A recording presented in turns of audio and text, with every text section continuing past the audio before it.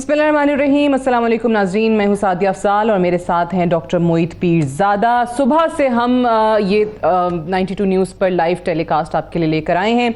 तहरीक अदम एतमाद जो कि कई दिनों से सिलसिला जारी है लेकिन फ़िलहाल किसी मंतकी अंजाम को पहुँचते दिखाई नहीं दे रही। लेकिन आज बहरहाल सुप्रीम कोर्ट के ऑर्डर के बाद स्पीकर साहब के पास आज रात 12 बजे का वक्त है कि वो वोटिंग कराएं। अपोजिशन के मुख्तलिफ रहनुमाओं ने तकरीरें की हैं नेशनल असम्बली में और साथ ही साथ जो हुकूमती वज़रा हैं उनकी भी काफ़ी तकारीर हुई हैं, जहां हुकूमती वज़रा ये इस्टेब्लिश करने की कोशिश कर रहे हैं अपनी तकरीरों में कि ये तमाम तर जो है एक आलमी साजिश है और अमेरिका के कहने पर हुआ, और अपोजिशन लीडरान जो हैं वो अमेरिका के कहने पर चल रहे हैं और वज़ीर आज़म को अपनी कुर्सी से हटाना चाहते हैं। ये एक साजिश है। वहीं पर बार बार अपोजिशन के रहनुमा स्पीकर से ये मुतालबा करते दिखाई दिए कि फौरी तौर पर वोटिंग कराएं। हम नहीं चाहते कि कल को सुप्रीम कोर्ट आपके खिलाफ हमें जाना पड़े और आप ऐसा करके कंटेम्प्ट ऑफ कोर्ट कर रहे हैं, आप वायलेशन में जा रहे हैं सुप्रीम कोर्ट के ऑर्डर की। अभी तक की सूरत हाल ये है कि सुबह से लेकर अभी तक एक और चौथा वक्फा जो है वो नेशनल असम्बली की इस कार्रवाई में हुआ है। ये कल से ही खबरें आ रही थी कि हुकूमत ये सोच चुकी है कि सुप्रीम कोर्ट ने तो कहा है कि प्रोरोग नहीं कर सकते आप इस इजलास को जब तक वोटिंग नहीं हो जाती, तो कोई बात नहीं, हम एडजर्न तो कर सकते हैं। तो बहरहाल बार बार इसमें वक्फे लिए जा रहे हैं। अभी जो है वो इशा की नमाज के लिए ब्रेक ली गई है। इस वक्त एज वी स्पीक कुछ इत्तलात ऐसी भी हैं कि ट्रैक 2 भी चल रहा है। कहीं पस पर्दा वज़ीर आज़म साहब को ये कन्विंस करने की कोशिश की जा रही है कि आइन और कानून के मुताबिक जो है वो फैसला करें, मज़ीद केओस ना इस वक्त मुल्क में खड़ा करें, क्योंकि वज़ीर आज़म साहब भी जानते हैं, उनकी पूरी टीम भी जानती है कि नविश्ता दीवार क्या है। उनके कुछ वफाकी वज़रा तहरीक अदम एतमाद से पहले ही, अभी जिसमें शाह महमूद कुरैशी हैं, अली जैदी हैं, उन्होंने ट्विटर पे बहरहाल अपना जो उनका जो पोर्टफोलियो था उसको भी तब्दील कर दिया है। उसमें उन्होंने फॉर्मर का वर्ड जो है ऐड कर दिया है। Former federal minister Fawad Chaudhry साहब ने भी पहले फॉर्मर किया, लेकिन थोड़ी देर के बाद शायद उनको किसी ने कहा, वापस उन्होंने मिनिस्टर का जो ट्विटर हैंडल पे नाम अपना कर दिया। बहरहाल इन तमाम चीज़ों पे बात करेंगे कि होने क्या जा रहा है। पहले तो डॉक्टर मोईत पीरज़ादा आपके तबसरे से मैं शुरू करूंगी। ये वाकई आपको लग रहा है कि 12 बजे से पहले, क्योंकि अभी कौमी असम्बली सेक्रेटेरिएट से भी इत्तला आई है, वो कह रहे हैं कि 12 बजे तक ये इजलास चलेगा आज का? जी देखिए साहब, ये कुछ सिचुएशन क्लियर नहीं है क्योंकि जो लीगल इंटरप्रिटेशन दो किस्म की हैं। एक वो लीगल इंटरप्रिटेशन है जो अपोजिशन के रहनुमा देते हैं, वो ये कहते हैं कि सुप्रीम कोर्ट ने जिस सेशन को बहाल किया ये वही 3 अप्रैल का सेशन वापस आ गया और 3 अप्रैल चूँकि आखिरी दिन था, 7वां दिन था अदम एतमाद की तहरीक का, इसलिए इसको आज के दिन में हर सूरत निपटना है, ख़त्म होना है। दूसरी इंटरप्रिटेशन ये है कि सुप्रीम कोर्ट ने अपने ऑर्डर में ये लिखा है कि सेशन को शुरू किया जाएगा 10:30 बजे और जब तक इस पर वोटिंग नहीं हो जाती येस और नो की शक्ल में ये सेशन जारी रहेगा। ये क्लियर नहीं है कि सेशन को आज रात को ख़त्म होना है, ये सेशन अगले 1-2 दिन भी चल सकता है जब तक कि कोई फैसला नहीं होता। इसकी अहमियत यह है हुकूमत के पॉइंट ऑफ व्यू से कि हुकूमती वज़रा और नुमाइंदे और PMLN और peoples party behind the scene आपस में नेगोशिएशन कर रहे हैं, जिसमें PTI के लोग खास करके, जिसमें फवाद चौधरी सब सर फहरिस्त हैं, वो अपने बाकी पॉलिटिशियन कोलीग्स को, पार्लियामेंटेरियंस को ये कन्विंस करने की कोशिश कर रहे हैं कि अगर इस मौके पर हमें अर्ली इलेक्शंस की तरफ चले जाना चाहिए। और सुप्रीम कोर्ट ने मामले को सुलझाने के बजाय मजीद उलझा दिया है। इसके ऊपर तो खासी एक ओपिनियन है कि सुप्रीम कोर्ट से ये तवक्को थी कि वो सिर्फ सरजनश करेंगे, स्पीकर के फैसले को गैर कानूनी करार देंगे, अनकॉन्स्टिट्यूशनल करार देंगे, लेकिन पार्लियामेंट को इस हवाले से डायरेक्शंस नहीं देंगे, डायरेक्टिव इशू नहीं करेंगे। तो अगर हम अर्ली इलेक्शन पे चले जाते हैं तो ये मामला खत्म हो जाएगा। अब से थोड़ी देर पहले फवाद चौधरी ने इस हवाले से मीडिया से बात भी की, उन्होंने बाकायदा सारा एक्सप्लेन किया, लेकिन वो उनकी उस क्रॉस टॉक से, क्वेश्चन आंसर से बात समझ आती है कि जहाँ PMLN के और PPP के बहुत से लोग मुतफिक हैं of the record behind the scenes, वहाँ नवाज शरीफ साहब से जो रब्ता किया गया है और जो आसिफ अली जरदारी हैं वो कन्विंस नहीं है। तो यूँ आप कह लें कि दो जो पार्टीज़ के प्रिंसिपल हेड्स हैं वो विड्रॉ नहीं करना चाहते। पार्टीज़ के अंदर ये सेंस है कि ख़तरा ये है कि अगर जिस तरह की सूरत हाल डेवलप करेगी, बिकॉज एक बहुत बड़ा ख़तरा आप लोग महसूस करते हैं कि अगर एक जमात थी इतनी कमज़ोर थी और बेसाखियों पर थी, तो जहाँ 7-8 जमातें मिलकर 172 का नंबर मुकम्मल करेंगी, इसका मतलब है कि ये जो कोएलिशन होगी ये बिल्कुल एक्सटर्नल प्रॉप्स के ऊपर होगी। तो क्या अक्टूबर तक ऐसे हालात रह भी सकेंगे पाकिस्तान में कि इंतखाबात हों, या कोई और ही ऐसी कैओटिक सिचुएशन होगी कि इंतखाबात ही अक्टूबर में ना हो सकें? ये खौफ बहुत से पॉलिटिशियंस के जहनों में इस वक्त है। बिल्कुल सही, अक्टूबर का आपने खुद ही हवाला दे दिया, क्योंकि ECP ने कहा है कि अक्टूबर से पहले नहीं हो सकते हैं। लेकिन आज सवाल यही है कि 12 बजे से पहले तहरीक अदम एतमाद पर स्पीकर साहब वोटिंग कराएंगे या नहीं। इम्तियाज़ गुल साहब भी हमारे साथ मौजूद हैं, सीनियर तज्ज़ियाकार हैं। इरशाद आरिफ साहब भी हमारे साथ काफ़ी दिनों से इस ट्रांसमिशन का हिस्सा हैं। आप दोनों को खुशामदीद कहते हैं और शाह खबर साहब ने भी हमें ज्वाइन किया है, सीनियर लॉ एक्सपर्ट हैं, आपको भी खुशामदीद कहते हैं। शाह खबर साहब, पहले तो ज़रा इसी पे ये जो लीगल पॉइंट ऑफ व्यू आप दे दीजिए, क्योंकि हमने जितने लोगों से भी बात की उसमें ज़्यादातर लोगों की राय यही सामने आई कि सुप्रीम कोर्ट के ऑर्डर के बाद आप उससे एग्री करें ना करें जो भी है, जब हुकूमत ने ऐलान कर दिया कि हम तस्लीम करते हैं, मनवन तस्लीम करते हैं। चाहे वज़ीर आज़म ने कल अपने खिताब में ये भी कहा कि मुझे मायूसी हुई लेकिन मैं तस्लीम करता हूं, तो जब आपने तस्लीम कर लिया तो आज फिर पूरा दिन इस तरीके से इस मामले को इतना ज़्यादा तूल देने की क्या ज़रूरत थी? क्यों इतना ज़्यादा लटकाया जा रहा है? क्यों वोटिंग नहीं करवा रहे? देखिए सादिया, बात यह है कि जो सुप्रीम कोर्ट का परसों का जो हुक्मनामा है उसमें तो बिल्कुल वाज़े तौर पे एक चीज़ लिखी हुई है, गालबन उसका पैरा नंबर 11 है। उसमें ये लिखा हुआ है कि ये स्पीकर जो है वो हफ्ते वाले दिन 10:30 बजे या उससे पहले वो जो है एक इजलास मुनक्कद करेंगे जिसमें एजेंडा आइटम जो है वो सिर्फ और सिर्फ रखा जाएगा motion of the vote of no confidence against the prime minister. तो और उसमें यह भी लिखा हुआ है कि अगर स्पीकर जो है वो फिर इजलास प्रोरोग नहीं कर सकेंगे किसी भी वजह से, दो सूरतों में। एक सूरत ऐसी है कि अगर वो वोट ऑफ नो कॉन्फिडेंस की जो मोशन है वो अगर नाकाम होती है और वजीर आजम के हक में होती है तो फिर तो इजलास को जो है बर्खास्त किया जा सकता है, उसको प्रोरोग किया जा सकता है। लेकिन दूसरी सूरत में उन्होंने ये किया कि अगर वो वोट ऑफ नो कॉन्फिडेंस की मोशन कामयाब हो जाती है और वजीर आजम जो है वो अपना ओहदा पे बरकरार नहीं रहते तो फिर वो प्रोरोग नहीं हो सकेगा और उस प्रोसेस के फौरन बाद जो लीडर ऑफ द हाउस है उसके इंतखाब का जो है वो प्रोसेस शुरू हो जाएगा और उस पर कोई ताखीर नहीं की जाएगी। और वो भी उस वक्त। तो अब सूरत हाल ये है कि आज जब इजलास हुआ और उससे पहले हमें ये खबर मिल रही थी, उससे एक रात पहले जो पीटीआई की और जो है उनकी सियासी जो कमेटी है उनका जो इजलास हुआ उसमें उन्होंने हिकमत अमली ये की कि इसको जो है तवालत दी जाएगी इस इजलास में। इसमें फौरी तौर के ऊपर जो है वो ये मोशन नहीं रखी जाएगी और उसमें जो है वो मुख्तलिफ जो अराकीन है वो लंबी लंबी तकारीर करेंगे और इसको ज्यादा तवालत देंगे। और उसमें फवाद चौधरी साहब ने भी ये तोजी दी थी कि हम प्रोरोग नहीं करेंगे लेकिन वो तो हमारी मर्जी है कि वो इजलास कितने दिन जारी रहता है, और उन्होंने कहा कि हो सकता है कि ये एक हफ्ता भी आगे चले। अब मसला ये है कि वो जो प्रोरोग करना या उसकी जो वर्डिंग है सुप्रीम कोर्ट की जजमेंट में, उन्होंने कहा कि आप प्रोरोग नहीं करेंगे। प्रोरोग अगर न करें और अगर कार्रवाई कंप्लीट ना हो तो अगले दिन के लिए भी जा सकती है और उसको समझा जाता है कि इजलास जारी है। लेकिन मैं समझता हूं कि ये आज जो कुछ हुआ ये सुप्रीम कोर्ट का जो हुक्मनामा है ये उससे काफी जो है इनहराफ है और अभी तक ये सूरत हाल जो है वो सामने है। लेकिन अगर ये सेंस प्रिवेल कर जाए और 12 बजे से पहले अगर है, लेकिन इसमें सुप्रीम कोर्ट के हुक्मनामे के ऊपर अमल दरामद हो जाए है, उसका नुक्ता नंबर 9 जो है शाह खावर साहब, उसमें तो क्लियरली ये बात की गई है कि ये वापस आज यानी 9 अप्रैल नहीं है, आज 3 अप्रैल है, वापस 3 अप्रैल पे भेज दिया है। और उस दिन जो हाउस में जिस तरीके से as per the order of the day मामलात चलने थे वो ही होंगे, तो उस दिन तो शाह खावर साहब वोटिंग होनी थी। तो अगर आज 3 अप्रैल है तो उस दिन तो एजेंडा पे वोटिंग थी। जी बिल्कुल, मैं भी यही अर्ज कर रहा हूं कि वो वाली जो 3 अप्रैल वाली सूरत हाल है।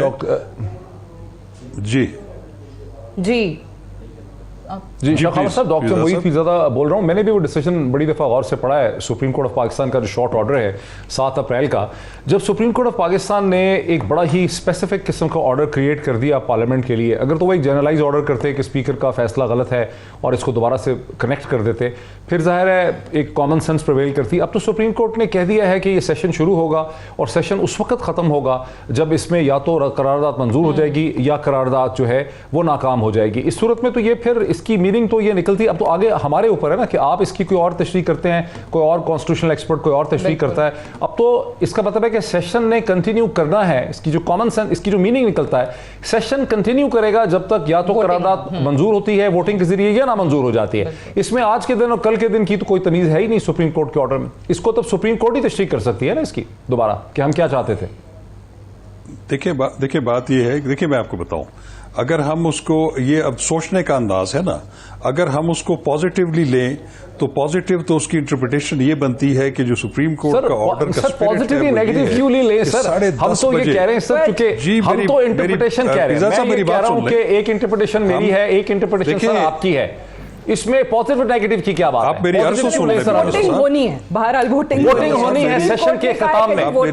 लेकिन सर यहाँ पर एक जब एक सर मेरा मतलब कहने का है कि जहां एक आप अगर मेरे से सवाल करना है तो आप मेरे से कीजिए। मानी जा सकती पीरजादा साहब, मैंने सिर्फ आपके पीरजादा साहब, अगर आपने मेरी जवाब पहले नहीं सुनना और अपनी बात करनी है तो फिर मैं चुप कर जाता हूं। मैंने सर सिर्फ पॉजिटिव के लफ्ज़ पे एतराज किया है। जवाब नहीं सर, नहीं आप जरूर, आप सर बड़े हमारे लिए। पीरजादा साहब प्लीज, अगर आप बात कर लें फिर मैं बाद में बात करूंगा। अच्छा, शाह खावर साहब मेरे ख्याल से चले गए ट्रांसमिशन से, वो उठ गए हैं। मुझे बड़ा सीरियस एतराज है कि मैंने एक इंटरप्रिटेशन दी है, वो कह रहे हैं कि पॉजिटिव करें, इसका मतलब है कि दूसरी इंटरप्रिटेशन जो है वो नेगेटिव है। सिर्फ मतलब ये तो डिक्टेटरशिप हो गई आइडियाज की कि मेरी बात पॉजिटिव है, दूसरे की बात नेगेटिव है। लीगल एक्सपर्ट्स ऑब्वियसली इसको कल के हवाले से लीगल एक्सपर्ट को अपने आप को देखिए सादिया, लीगल एक्सपर्ट को अपने आप को लीगल एक्सपर्ट समझना चाहिए, प्रॉफिट ऑफ गॉड नहीं समझना चाहिए। लीगल कोई लीगल एक्सपर्ट है इस मुल्क में दो जिनकी एक ओपिनियन हो, मुझे बता दें।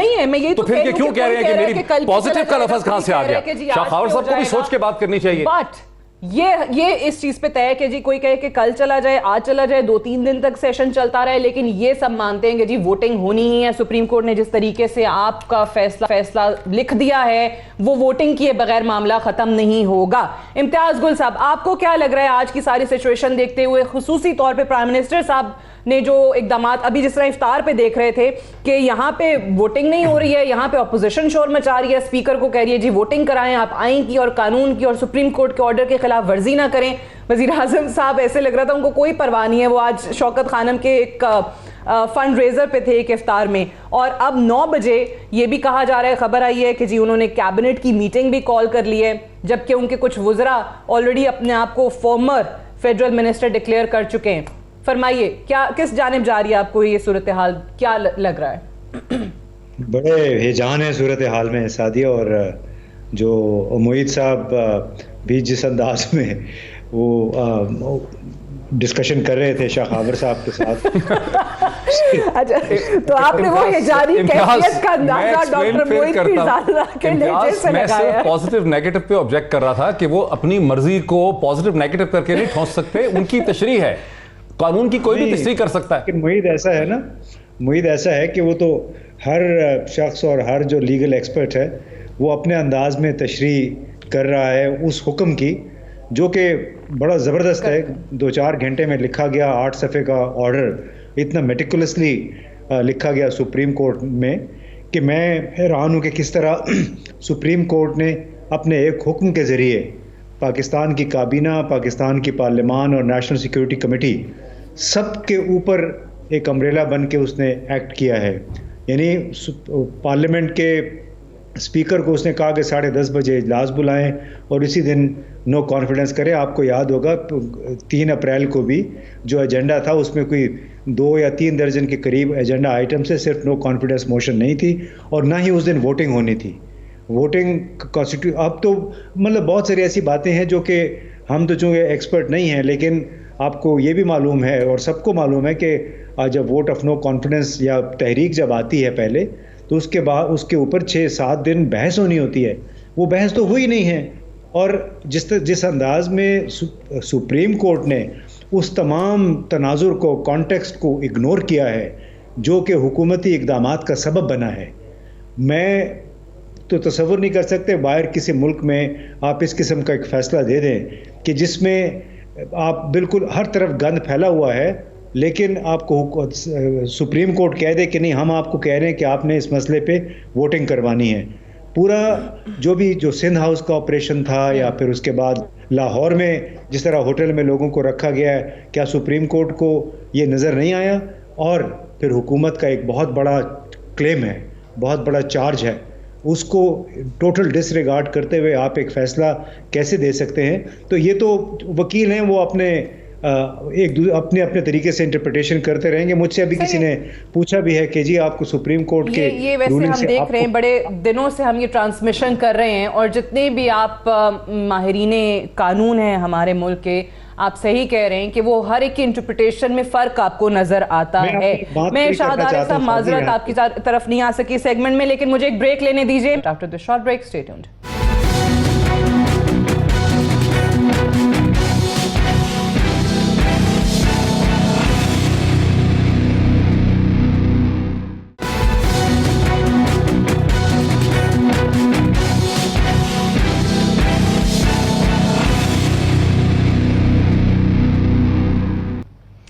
वेलकम बैक, एक बार फिर से खुश आमदीद। थोड़ी देर के बाद वज़ीर आज़म इमरान खान काबीना इजलास की सदारत भी करेंगे। कुछ वज़रा के बारे में बताया जा रहा है कि पहुंच गए हैं। अब देखना ये कि शाह महमूद साहब जो ऑलरेडी फॉर्मर फेडरल मिनिस्टर खुद को डिक्लेयर कर चुके हैं और आज उन्होंने कहा भी था कि ये शायद मेरा आखिरी खिताब हो बहैसियत वज़ीर ख़ारजा। लेकिन मैं शाहद आरिफ साहब आपकी तरफ आती हूँ। एक तरफ आज शाह महमूद भी और स्पीकर ने भी 2-3 दफ़ा ये बात की कि हम बिल्कुल सुप्रीम कोर्ट का जो फैसला है उसके मुताबिक चलेंगे, मनोअन उसको हम तस्लीम करते हैं। कल वज़ीर आज़म साहब ने भी एक तरीके से अगर देखा जाए तो शायद उन्होंने पसपाई इख्तियार की, जहां पर वो ये कह रहे थे कि मुझे मायूसी है, लेकिन वहीं पर उन्होंने अवाम को कल इशा के बाद निकलने का बोला और अवाम में जाने का ऐलान किया। तो कहीं उनके लहजे से ऐसा लग रहा था कि वो आज की इस वोटिंग को तस्लीम करते हैं, क्योंकि खुद कह चुके थे कि सुप्रीम कोर्ट का फैसला मानेंगे।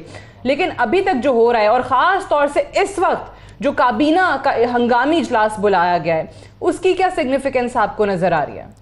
पहली बात तो ये है कि आइन अब पीछे रह गया है, सियासत आगे आ चुकी है और दोनों जमातें जो हैं अपोजिशन और हुकूमत दोनों सियासत खेल रहे हैं। आइन वगैरह का मसला नहीं है।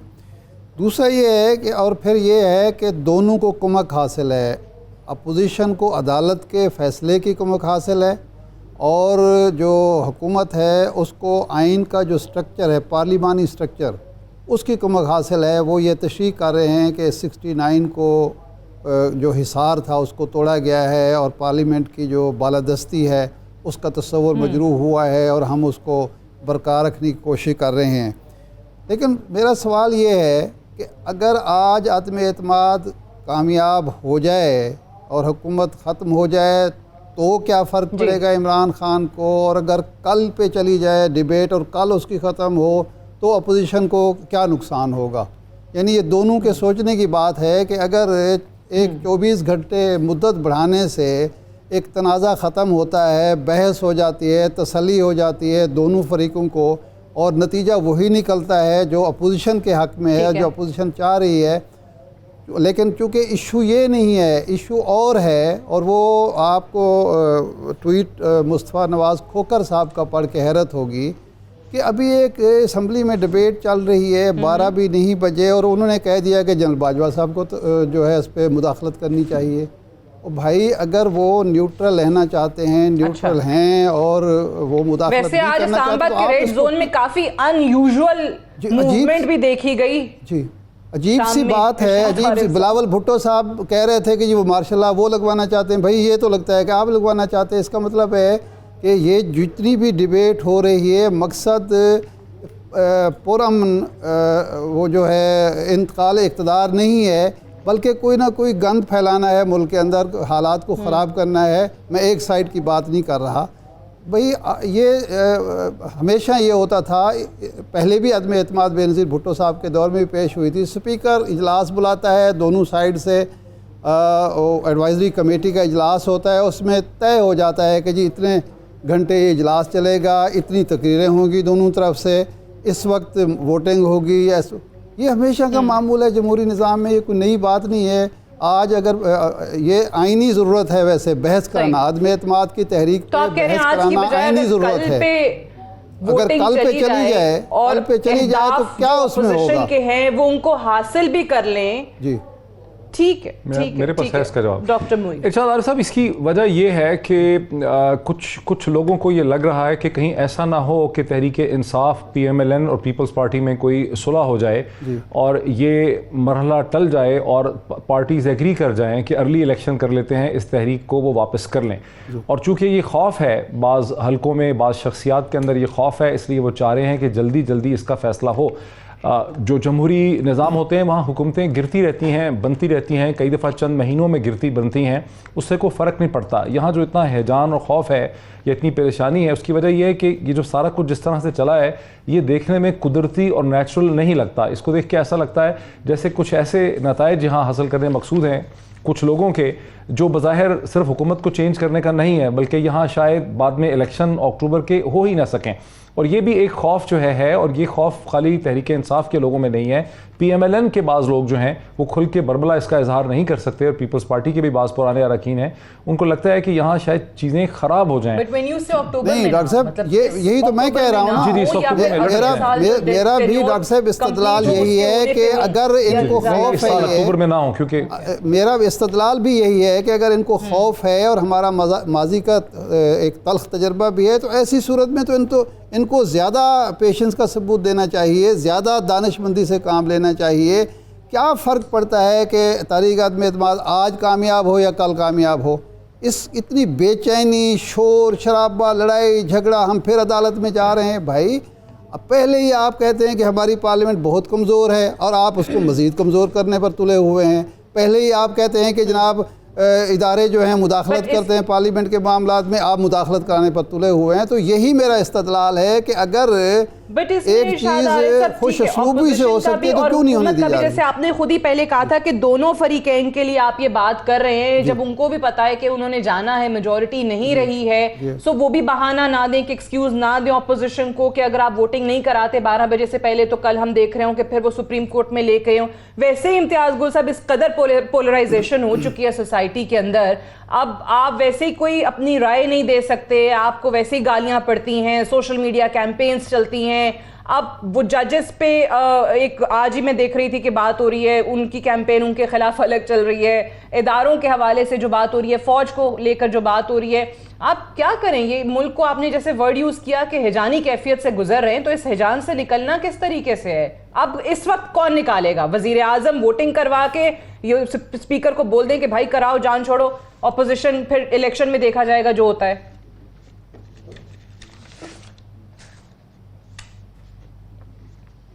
माहौल में सियासी तौर पे इतनी इंतशार फैल गया है, तकसीम पैदा हो गई है कि उसमें अगर जो कुछ होना है वो पार्लियामेंट के अंदर ही होगा।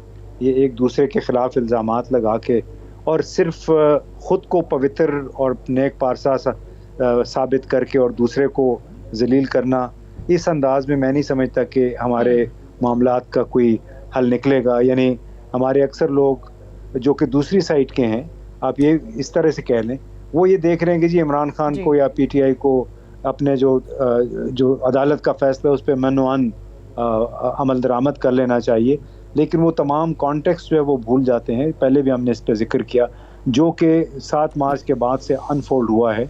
और मेरा ख्याल है हम एक ऐसे जगह पे हैं, इस वक्त ऐसे मकाम पे हैं जहाँ उसूल ज़ाब्ता की कोई परवाह नहीं है। जो भी अगर उसूल ज़ाब्ते के आर्गूमेंट अगर दे रहा है वो सिर्फ अपने मफाद में दे रहा है, दूसरे को वो ये हक नहीं दे रहा कि वो भी अपने मफाद में, अपनी प्रोटेक्शन में कोई कदम उठाए।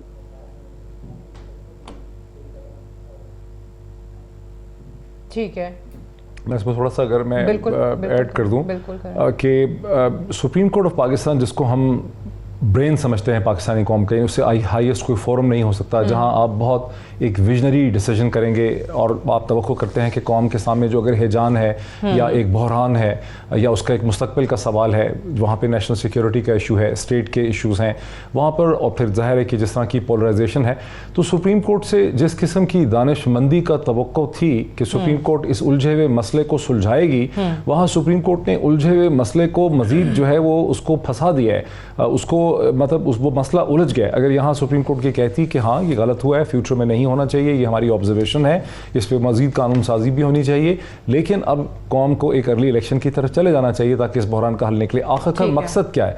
जब यहाँ तो एक अजीबोगरीब चीज़ हो गई है कि एक प्राइम मिनिस्टर जो डी नोटिफाई हो चुका था, एक कैबिनेट जो ख़त्म हो चुकी थी, वो वापस आ गए हैं और अब उनको दोबारा बुला के दोबारा ख़त्म करके निकालने की कोशिश की जा रही है। और कहा यह जा रहा है, एक्सप्लेनेशन सादिया जी ये दी जा रही है कि 3 महीने की हमने हुकूमत करनी है कानून साजी करने के लिए। तो भाई आप 5 साल की हुकूमत करें, इलेक्शन जीते 90 दिन के बाद 5 साल की हुकूमत करें। कम से कम ये जो प्रोसेस है सिविलियन डेमोक्रेसी का, एक पॉलिटिकल प्रोसेस है, इसे डिसरप्ट नहीं होना चाहिए। यहाँ खतरा ये है कि जिस तरह के हालात पैदा हो रहे हैं, कहीं इसमें ये पॉलिटिकल प्रोसेस जो है कि कहीं खुदा न खास्ता डिसरप्ट ना हो जाए।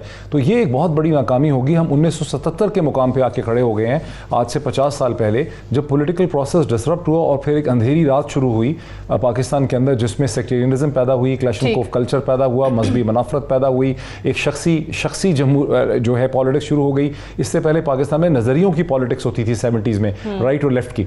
तो अभी इस किस्म का खतरा है। जो लोग जहादीदा हैं, जो पुराने लोग हैं, उनको अंडरस्टैंडिंग है कि किस किस्म का खतरा है। तो इसमें क्यों नहीं कर रहे जरदारी साहब कॉम्प्रोमाइज़, क्यों नहीं कर रहे नवाज शरीफ साहब? नवाज शरीफ साहब मैं समझता हूँ बहुत पॉपुलर हैं पंजाब में, तो खड़े खड़े 80 और 100 के दरमियान PMLN सीटें ले सकती है। वो तो जब अभी इलेक्शंस हुए थे तो उस वक्त भी शिकवा क्या था PMLN का कि मेजॉरिटी हमारी थी, हम चाहते तो हुकूमत बना सकते थे, लेकिन पाकिस्तान तहरीक इंसाफ ने वहां बनाई। अच्छा, यहाँ पे ये भी बताते चलें कि कुछ खबरें आ रही हैं, सेक्रेटरी इंटीरियर को कुछ खतूत लिखे गए हैं। एक तो आजम खान साहब जो कि principal secretary to the prime minister हैं, उनकी तरफ से खत लिखा गया है सेक्रेटरी इंटीरियर को, और उनसे ये सवाल किया गया है कि बताइए साबिक वजीर आजम को क्या क्या सिक्योरिटी मिलती है। फिर शेख रशीद साहब के खत का जिक्र है कि उन्होंने ये खत लिखा है वजारत दाखिला को, ये कहा है कि मेरी जान को बहुत ख़तरा है, लिहाजा मुझे सिक्योरिटी फराहम की जाए, रेंजर्स जो है वो भी मेरी सिक्योरिटी पे मामूर हो। तो इस किस्म के जो खतूत हैं उनका सिलसिला भी जारी है। अपने ओहदे से हटने के बाद किसको क्या सिक्योरिटी मिलेगी उसका जायज़ा लिया जा रहा है। बहरहाल इरशाद आरिफ साहब, एक सवाल ख़ास तौर से जुडिशरी को लेकर, सुप्रीम कोर्ट को लेकर, जजेस को लेकर इस वक्त ये बात हो रही है। आप पहले जब हम ट्रांसमिशन कर रहे थे और आपने बड़े मुहतात अंदाज में एक बात की और आपने कहा कि ऑब्वियसली मामला कोर्ट के अंदर है, सब जुडिस है, मैं अभी इस पर राय नहीं दूंगा, लेकिन जब फैसला आ गया ऑब्वियसली उस पर तो हम हर कोई बात कर सकता है, तो तब आपने बात करनी शुरू की। अब मुझे बताइए कि जजेस के हवाले से, सुप्रीम कोर्ट के हवाले से बार बार हम ये बात सुन रहे हैं। अब मैं उस पर नहीं जा रही कि फैसला सही था या गलत था, मैं सिर्फ ये बात कर रही हूँ कि जब हमारे सियासतदान, सियासी जमातें खुद इतनी स्पेस देते हैं और बाद में शिकवा करते हैं कि ये हमारी डोमेन में क्यों आ गए। यूसुफ रजा गिलानी को नाअहल किया गया, तमाम लोग खुश हुए, पाकिस्तान मुस्लिम लीग नवाज खुश हुई, पाकिस्तान तहरीक इंसाफ बड़ी खुश हुई। साकिब निसार साहब हस्पतालों के दौरे करते थे, उनका काम नहीं था, पीपल्स पार्टी चीखती थी लेकिन इमरान खान साहब खुश होते थे। फिर उसके बाद आ जाइए इसी बेंच में, ये जो कल 5 रुकनी बेंच ने फैसला दिया है, इसमें जस्टिस एजाजुल एहसन उस बेंच का हिस्सा थे जिसने नवाज शरीफ साहब को डिस्क्वालीफाई किया। सब लोग बड़े खुश थे, उस पर किसी ने एतराज नहीं उठाया। जस्टिस उमर अता बंदयाल साहब जो चीफ जस्टिस हैं, ये उस बेंच का हिस्सा थे जिसने ये डिसाइड किया कि 62(1)F के तहत जो नाहली है वो ताहयात नाहली होगी। सबने बड़े शादियाने बजाए। आज क्यों प्रॉब्लम हो रहा है जब खुद पे बात आई है? ये हमारा मजमूई मिजाज है। हम अजीब व गरीब एक सोसाइटी है कि हम देहात में जो पंचायत होती है उसके फ़ैसले को मानते हैं, इस पर एतबार करते हैं, लेकिन जो सिविल कोर्ट होती है, छोटी अदालत होती है, उसके फ़ैसले को नहीं मानते। उसकी वजह कुछ मामला तो ऐसे हैं जो क्योंकि हमारे यहाँ फ़ैसले इरशाद साहब माजरत मैं आपकी बात मुकम्मल सुनूंगी, कता कलामी की माजरे मियाँ जावेद लतीफ़ साहब ट्रांसमिशन में ज्वाइन कर चुके हैं, पाकिस्तान मुस्लिम नवाज के सीनियर रहनुमा हैं, मैं उनसे बात कर लूँ पहले। अस्सलाम वालेकुम मियाँ जावेद लतीफ़ साहब। जी वालेकुम अस्सलाम। मियाँ जावेद लतीफ़ साहब, क्या लग रहा है आपको नेशनल असम्बली में मुतज़ाद इत्तलात आ रही हैं, क्या 12 बजे से पहले वाकई करवा देंगे स्पीकर साहब वोटिंग? देखिए सादिया, जहाँ तक मियाँ साहब आपको आवाज आ रही? जी जी फरमाइए।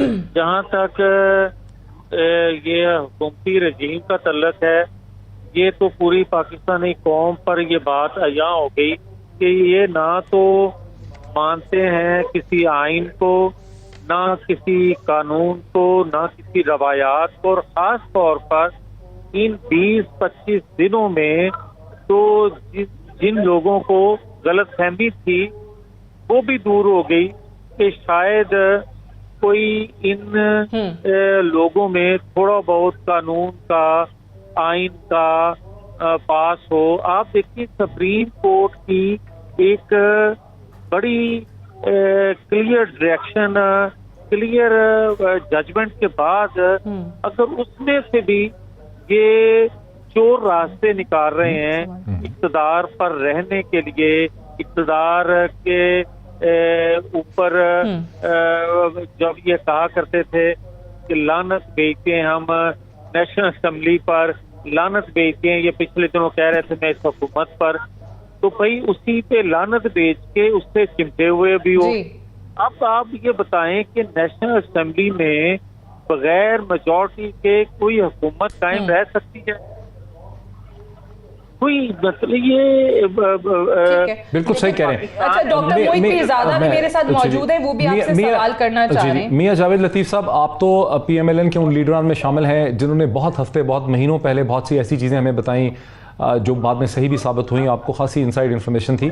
इस मौके पे बहुत से लोग ये भी महसूस करते हैं कि अगर अर्ली इलेक्शन हो जाते तो ठीक था, कहीं ऐसा ना हो कि अक्टूबर में भी इलेक्शन ना हो सकें। आपकी पार्टी तो बिल्कुल उसके इंटरेस्ट में ही नहीं है कि इलेक्शन बहुत देर तक लटकें। एक वो खदशा आपको भी महसूस होता है कि कहीं ऐसी जो कोalition गवर्नमेंट बने वो बहुत कमज़ोर हो, क्योंकि ज़ाहिर है दोनों बड़ी जमातों के पास मिलके सिर्फ 140 मेंबरान हैं, फिर 6-7 जमातें मिलके 172 का नंबर पूरा करेंगी। कहीं कोई ऐसा हादसा ही ना हो जाए जिससे जमहूरियत डीरेल हो जाए, और अगर अर्ली इलेक्शन हो जाते तो बेहतर थे। क्या कोई खदशा आपको भी महसूस होता है कि इलेक्शन के ना होने का भी कोई पॉसिबिलिटी है?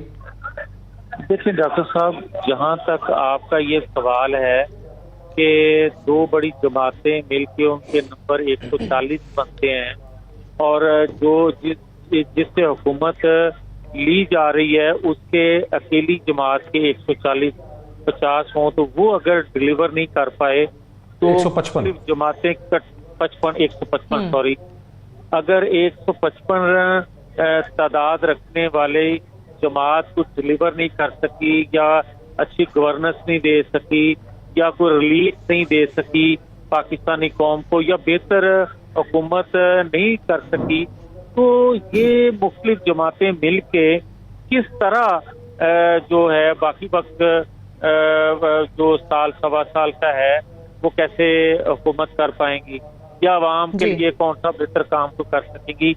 ये बात साल सवा मतलब जो पीरियड रहता है, मैं तो उसकी बात कर रहा हूँ। अब आ जाए इलेक्शन कमीशन नहीं करा सकेगा। खदशे का इजहार था वो ये था कि पहले आपकी जमात का मौकफ ये था कि हम इस किस्म की हुकूमत नहीं चलाना चाहते जिसमें हमारे पास सिर्फ 84 सीटें हों, क्योंकि जमात पॉपुलर है। हम चाहेंगे फौरी तौर पर इंतखाबात हों, हम तो 100 सीटें लेके आएंगे। अभी आप क्या समझ रहे हैं कि कम से कम सवा साल हुकूमत करेंगे, मतलब 2023 तक के इलेक्शन तक खींचना है इसको? आप ये हमें फरमा रहे हैं जावेद?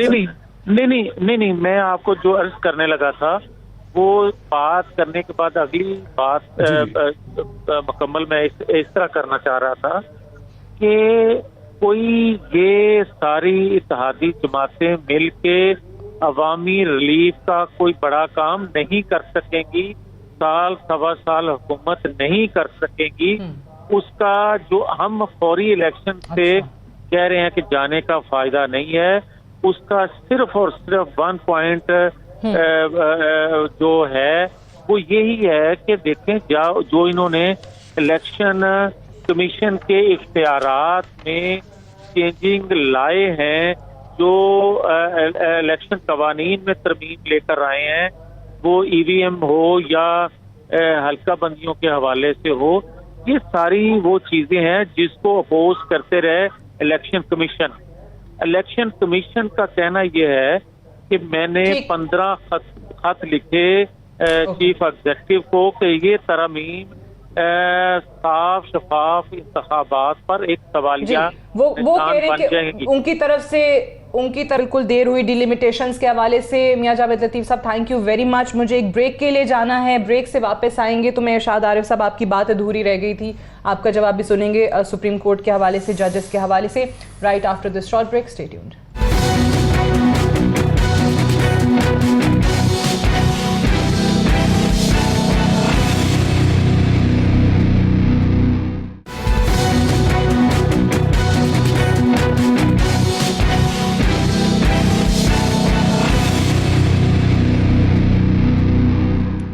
वेलकम बैक 92 न्यूज़ पर आप देख रहे हैं हमारी स्पेशल ट्रांसमिशन। इरशाद आरिफ साहब, ब्रेक पे जाने से पहले और फिर जावेद लतीफ़ साहब से बात करने से पहले आपकी बात अधूरी रह गई थी। हम जजेस के हवाले से जो कैंपेन चल रही है, जो सुप्रीम कोर्ट को लेकर कैंपेन चल रही है, मेरा सवाल ये है कि आप यानी हमारे सियासतदान क्या खुद ये स्पेस नहीं देते हैं, फिर बाद में अगर ना कुछ हो रहा उनकी मर्जी के मुताबिक तो इदारों को दावतें देते हैं कि आइए हमारे मसले सुलझाएं। अभी भी कल परसों से ऐसी कुछ इतलात आई कि कुछ हुकूमती वुज़रा जो हैं वो मुक्तदर हलकों के चक्कर काटते फिर रहे हैं और कह रहे हैं कि जी किसी ना किसी तरीके से हमारी जान छुड़ा दें इस चीज़ के अंदर।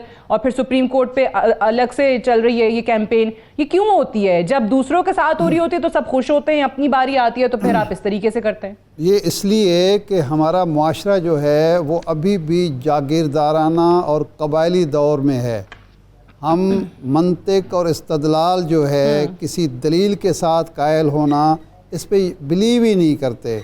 मैं सच्चा हूँ और मेरा जो मुखालिफ है या मद्दे मुकाबिल है वो बिल्कुल झूठा है। इसके अंदर कोई, हालांकि जो मुआशरा एक तरक्की याफ्ता मुआशरा जो होता है, मुहज़्ज़ब मुआशरा होता है कि जी मैं दुरुस्त हूँ लेकिन मेरे मुखालिफ भी दुरुस्त हो सकता है, और मेरा मुखालिफ गलत है लेकिन मैं भी गलत हो सकता हूँ। ये हमारी यहाँ सोच नहीं है और ये सोच पैदा भी नहीं की गई।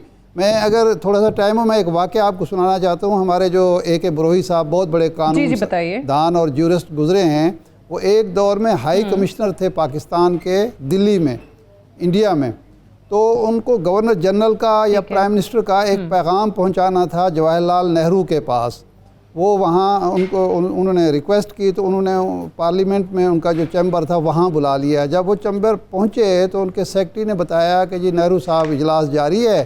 उनका अंदाज़ा था इस वक्त ख़त्म हो जाएगा, लेकिन वो नहीं ख़त्म हुआ। तो वो इजलास में बैठे हैं, आप 10-15 मिनट इंतज़ार कर रहे हैं, इजलास ख़त्म होता है, वो आ जाते हैं। तो वो वहाँ बैठ के, तो आपको पता है चैम्बर में वो स्पीकर लगे होते हैं, कार्रवाई आ रही होती है, वो कार्रवाई आ रही थी।